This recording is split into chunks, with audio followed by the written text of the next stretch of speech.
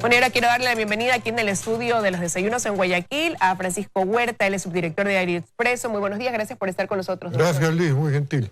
Bueno, ya analizábamos anteriormente, ya estamos por cerrar el año y comenzamos a hacer este análisis de lo que ha pasado en el país. Y ahora quiero con usted más bien analizar el ámbito político. ¿Cómo califica usted la gestión política en este 2019? Yo podría ser muy subjetivo, pero por eso quisiera apoyar en estadísticas. Aquí tengo el reciente libro publicado por Polibio Córdoba, La fuerza de la opinión pública. Y tiene un gráfico manejo del gobierno del presidente Moreno por áreas y califica de eficiente o ineficiente el manejo. Todo lo que está con azul versus lo que está de octubre del 18 a septiembre del 19, que crece, salvo 3 rubros, manejo de las relaciones exteriores, que parece que mejoran en la opinión de esta encuesta, y combate a la corrupción, que ligeramente también mejora. Pero todo lo demás, incluso atención a discapacitados y personas vulnerables, que es uno de los programas estrellas, de octubre del 18 baja de 71 a 63% a septiembre del 19. En esa línea ni hablar del resto, ¿no? Construcción de caminos, combate al narcotráfico, etcétera, etcétera, etcétera. Es decir, no se avanza. Parte del tema es que creo que no hay una propuesta clara de proyecto nacional hacia donde el país debe marchar con la conducción del presidente. Hay una crisis económica, lo acaba de señalar claramente Vicente con cierto optimismo.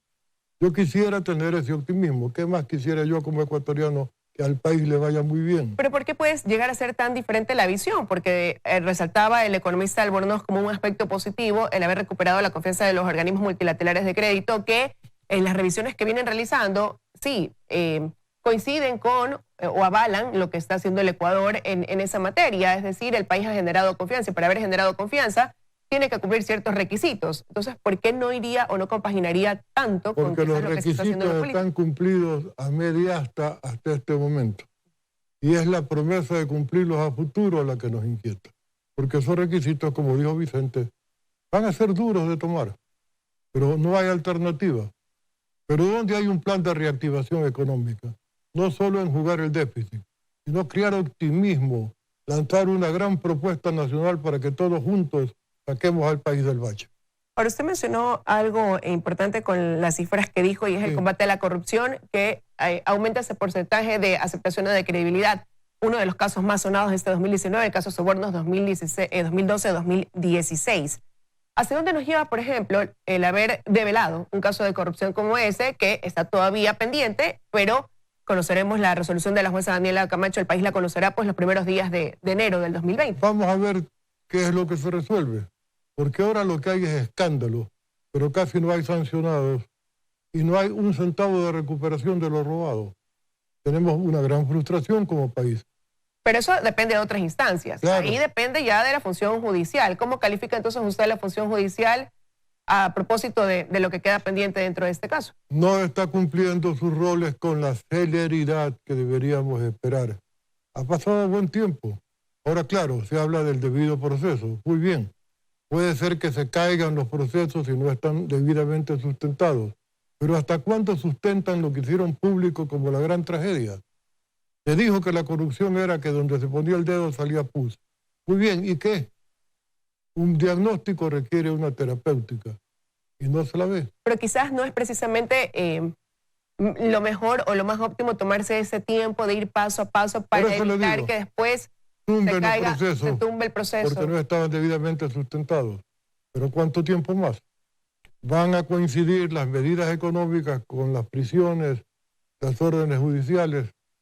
Vamos a ver, pero el año viene lleno de incertidumbres. ¿Qué certidumbre podía tomarse? La de un gran proyecto nacional inspirado desde el gobierno que nos junte a todos los ecuatorianos en un camino nuevo. Pero temas viejos que podrían tener impacto. ¿Por qué la tabla de las drogas sigue viva? ¿Qué le cuesta al gobierno acabar con eso? Y ha dado lugar al crecimiento del microtráfico.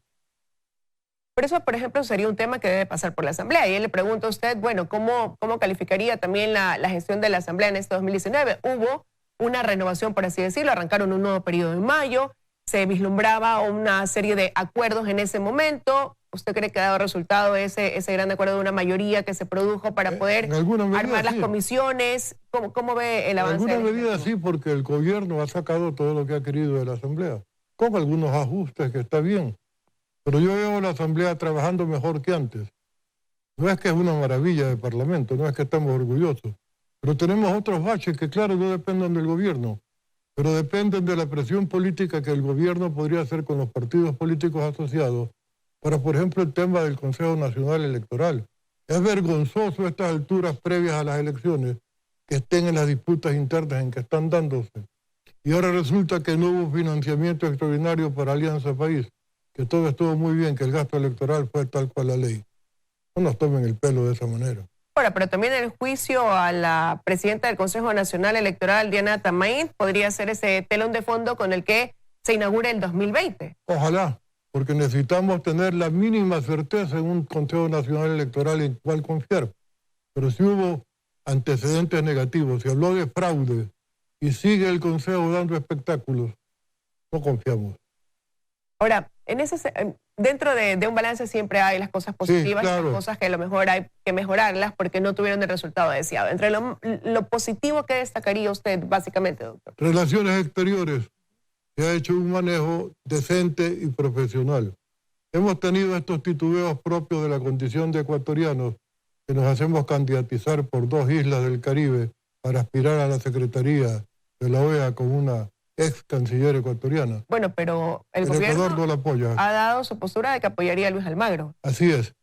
Para la presidencia de la Asamblea también tenía compromiso con Honduras. Y se lo violó y salió presidenta la señora Espinosa. No, o sea, ¿cree que podría cambiar de parecer en un determinado momento? No, entiendo que no. Tengo la mejor impresión del canciller, un hombre serio. ¿Cómo califica precisamente lo actuado quizás por ese Ministerio de Relaciones Exteriores, por la Cancillería, en cuanto al manejo de la situación que ha vivido el Ecuador, la situación de apoyo a los migrantes venezolanos? Por un lado, estuvo también la salida de Julian Assange de la embajada en Londres. Son 2 hechos que quizás pudieron haber marcado este año. Temas duros en el tema internacional. Y todavía vamos a ver cómo nos va con lo de la OEA y qué pasa con los migrantes. Vamos a estar en el Grupo de Lima, seguimos impulsando el Grupo del Pacífico, esos son los temas claves. Para el 2020. Para el 2020, por supuesto. Pues Relaciones Exteriores, usted le ha puesto una buena calificación. Y también se la pondría a Recursos Naturales con el ministro Pérez. Pero cuánto le ha insistido el país, la opinión pública, Fernando Villavicencio, para concretar en una persona, al gobierno, respecto de los contratos petroleros que significaban onerosas pérdidas para el gobierno. Llega un nuevo ministro, José Augusto, y dice, ya estamos recuperando 600 millones. Es decir, sí estábamos perdiendo 600 millones. ¿Por qué tuvieron que pasar 2 años para que se den cuenta de eso que todo el país le advertía? Entonces, hay un género de acciones que no se toman y dan a sospechar a la opinión pública que se trata de complicidades, de imposibilidades de actuar en razón de X y Z, y no nos gusta. Y dentro de ese balance, ¿qué es lo que usted considera sigue quedando como un gran pendiente para el 2020? El rol de los partidos políticos, no están haciendo lo suyo. Solamente molestan un poco en la Asamblea, no capacitan a su gente previa a las elecciones, no definen con patriotismo, están calculando cuántos votos voy a perder, cuántos votos voy a ganar según lo que digo. Y la política tiene que tener cálculo, pero no puede someterse al cálculo político porque entonces abandona el interés nacional por el interés particular. Pero eso que usted acaba de decir, doctor, es preocupante, porque el 2020 va a ser un año en que el segundo semestre del año se convierte o cobre un tinte político previo a las elecciones del 2021. Entonces, si ya ahora estamos hablando que durante este 2019 se ha visto marcado desde su punto de vista ese cálculo político pensando en el beneficio de cada partido, ¿qué nos puede esperar entonces para el 2020, cuando es la antesala de un proceso electoral para el 2021? El gobierno tiene que tomar en cuenta su propio trabajo y dedicarse a gobernar de la mejor manera posible. Así como la coyuntura electoral genera ciertas complicaciones, también da ciertas ventajas.